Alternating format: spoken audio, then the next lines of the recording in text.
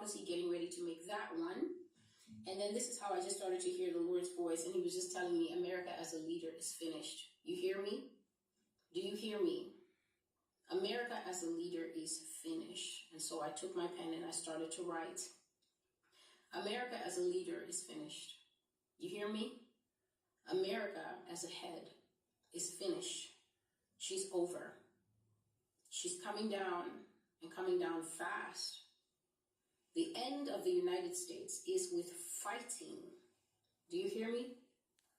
It's with being cornered like an animal on all sides and being desperate. It's with fighting like when you're fighting for your life. Like cats in an alley when one has been cornered and all the other ones surround it, and it's fighting for its life while they attack from every side. That's the kind of ending America will have. They'll be staggering in the street, trying to fight back, and they won't be able.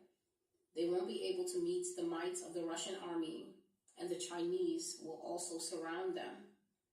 This country will go out with a whimper, and not with a bang.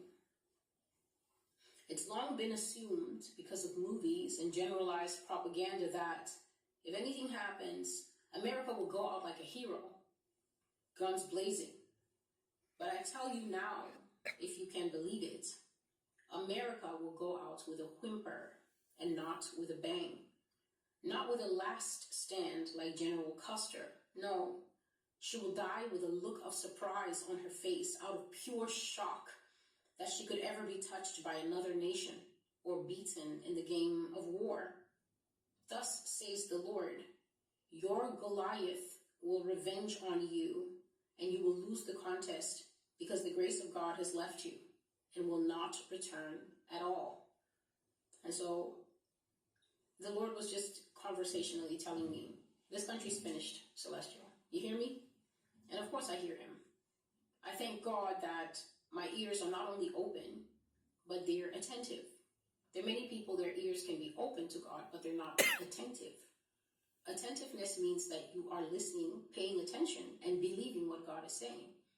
But if God is saying something and you're just, I don't know who was speaking to me, I don't know what that was, then it's not exactly attentiveness, because attentiveness means that you're locked in and you're saying with your heart, your mind, your soul, your spirit, God, you have my attention. I'm listening, I can hear you.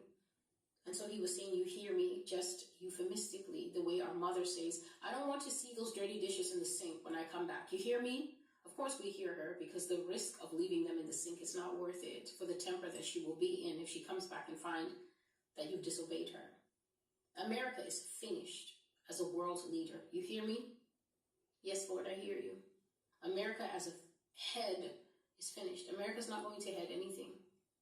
America's not going to be the premier anymore. Premier means the first, the leader, the innovator, the one that everybody wants to copy, the one that everyone wants to emulate, the one that everybody says, I wish I could go there.